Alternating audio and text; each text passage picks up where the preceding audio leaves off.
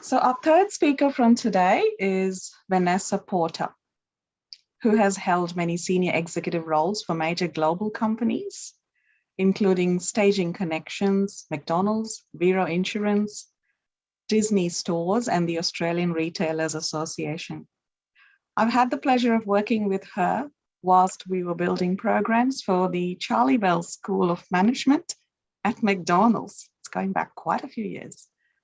Her focus has been about developing talent and cultivating positive workplace cultures, specifically with a bespoke program called Elevating Women in Leadership.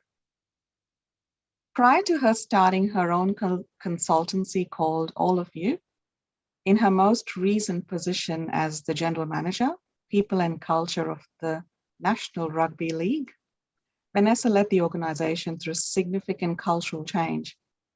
Her strategy helped set the NRL for the future success as a modern professional sport. She was the first woman to hold this role.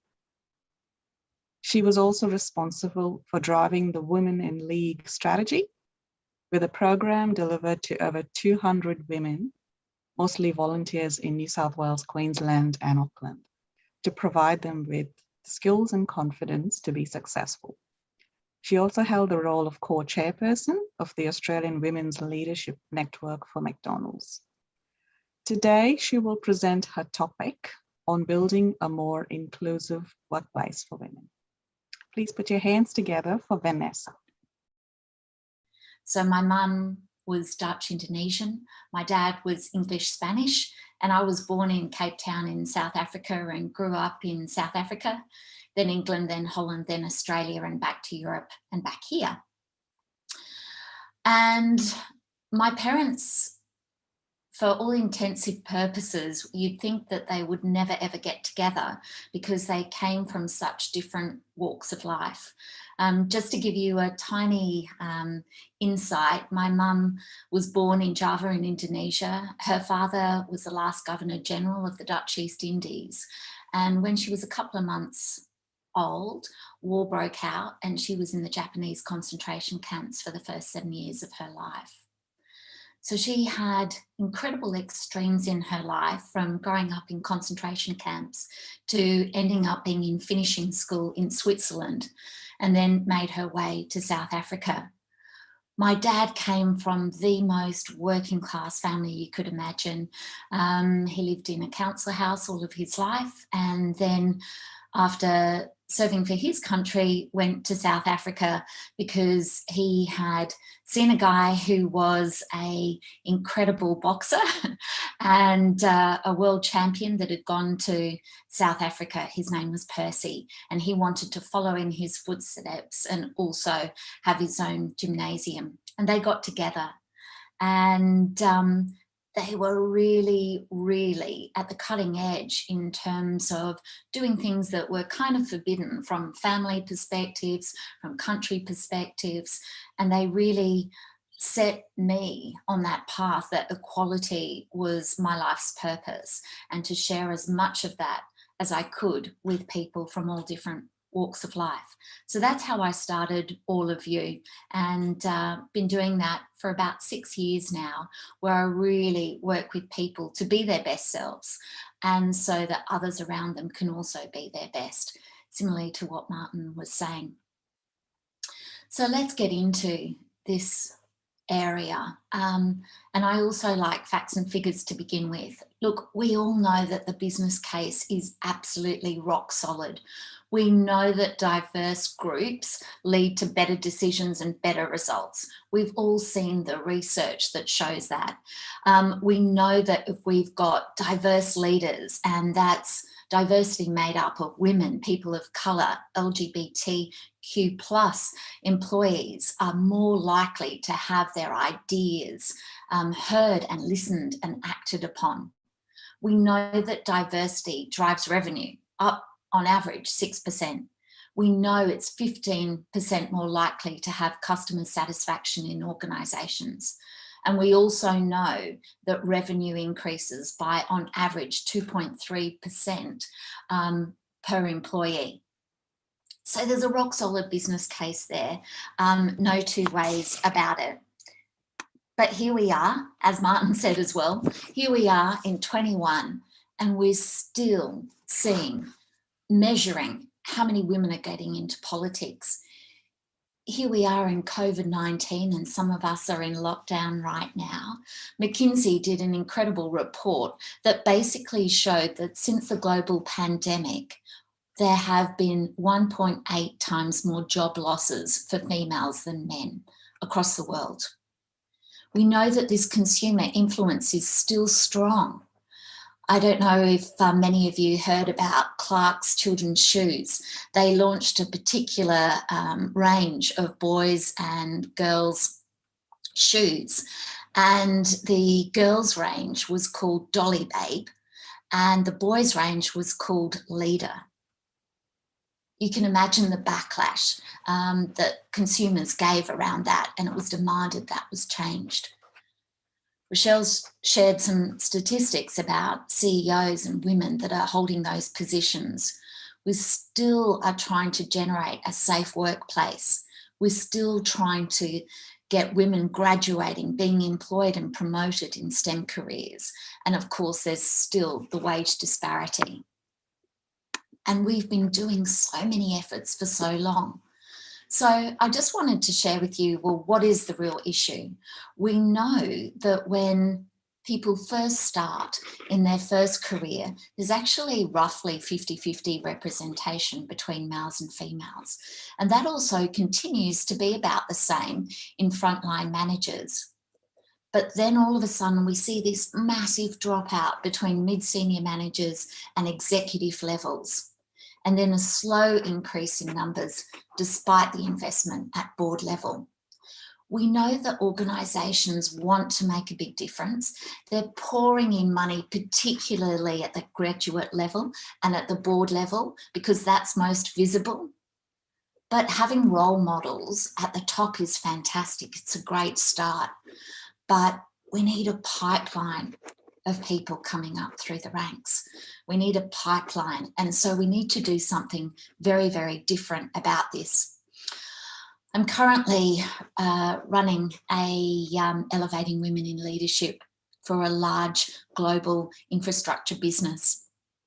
And when I did some discovery calls and some insight discussions with a whole load of different people across different parts of the organisation, this was confirmed. Graduate level, great. Board level, also good. But in between, this massive gap. And I was absolutely shocked to hear some stories about what was still going on here in 21. Where women were still slapped on the bottom in the workplace. When I asked how things were, that part of the cohort was saying, oh, it's much better now. I actually work in the office environment. So people try to include me. You know, they ask me what I did on the weekend, but they just talk about sport, and particular sport that I can't relate to. So it's much better than being smacked on the bottom from what I had, you know, a few weeks ago. I was just shocked. This still exists. And I'm talking about in ASX listed companies. I'm not talking about small business. In fact, we find that in small business, that's actually far more inclusive and more diverse. And I'm not just talking about diversity in terms of gender. I'm talking about diversity of thought, because that's what's really important, I believe. So how big is the problem? Lee Hack Harrison and HRPS did a survey a couple of years ago now, and what they looked at, and this was across 20 sectors and industries, and it was anything from employees of 250 up to 10,000, and they spoke to chief people officers or people in charge of HR across 230 global organisations, large organisations, and 82% of those HR practitioners were saying that women is critical. It's a real critical business issue but only 28% of them were satisfied with what their organisations were doing to advance females in the workplace. So what can you do from an organisational level? I think the first thing that you can do is to really create this culture of inclusion. I'm talking about really, really small things like inclusive communication. You know, each and every one of us on average have about 2,000 to 4,000 subtle messages that we're giving others every single day. And some of those can be little micro inequities, little micro aggressions. And if we can replace those with micro affirmations instead, very simple things like giving people the time and space to think, by really genuinely being interested in what they're going to say, really up your levels of curiosity with them. A simple thing like giving them eye contact or asking a question can make a really big difference there. Also in your organisational practices, to make sure, as Rochelle was saying, this isn't just a tokenistic thing, it just doesn't happen for 1 week a year or 1 day a year. This is something that should just be part and parcel of how you do business each and every day, how you conduct yourself in every part of your life. And then the individual behaviours. This is so important. I also think it isn't just about behaviours. I also think it is about your mindset and your attitude here.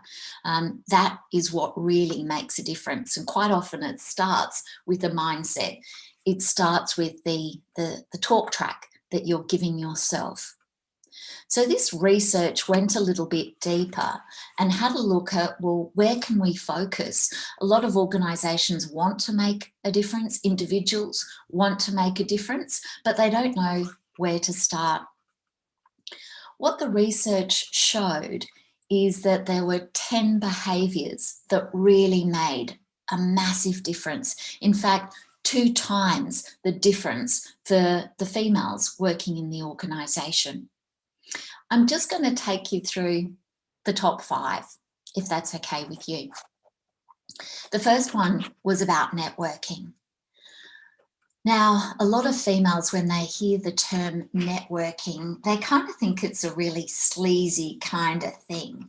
And so what's really important is to make it part and parcel of the workplace, to make sure it's really inclusive of people's interests and also their schedules, not making it something that's late at night or involves always alcohol, or when, you know, females would be also doing other things like catching up on work or attending to their family needs.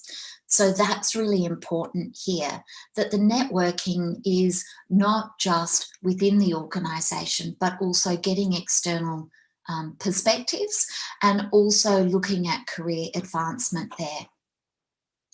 Really, the next one is about self-limiting beliefs. We find that females don't rate themselves as much and quite often put themselves out of the picture and don't put themselves forward for roles that they absolutely could do. In fact, quite often it's they rely upon managers deciding when they're ready to be able to take that next step. So it's about really helping them to overcome that imposter syndrome and creating that opportunity to reframe those limiting beliefs and help them to really believe in themselves. Also around coaching, all the research shows that males get a lot more coaching and feedback. And in particular, the feedback that they get is more about business acumen. It's more about the impact on business results. Whereas women, if they are getting the coaching or the feedback, it predominantly is about communication or their style. So what you can do is to make sure that you're giving coaching and feedback about business acumen and really building their levels of confidence around the impact that they can make. And also being advocates, or Martin's term, allies, to really encourage this advocacy. And that's not only in your levels, but also giving them exposure when they're in or out of the room to stakeholders, to key decision makers, and also senior people in the organisation there. And biases, to really hold yourself and others accountable for the biases, particularly the unconscious ones, and make sure that you create this environment where you can call one another on it. I'm doing a program in animal health care at the moment, and it was absolutely wonderful when we were all able to get together after a year of doing this program virtually. And the CEO of the organisation said, not only to the senior leaders that were gathered there, he said to them, I want you to hold me accountable. I know that I'm going to get it wrong, but I really want to get it right. So please tell me when I'm getting it wrong. And I expect you all to hold one another accountable for that. And he also said to the women cohort there, I give you permission. In fact, I'm begging you, I'm asking you, every time we staff up as a senior leadership team, please come to us and tell us, without any fear of consequence, negative consequence or reprisals there. That's what we need from you, because we want to make a really big difference here. So those are the few things that I think that if we can really focus on at an organisational level, it will really, really help to make a difference in terms of gender equity. But actually, if you apply this to anybody in an organisation or your teams, it will make a huge difference to those individuals as well. Thank you.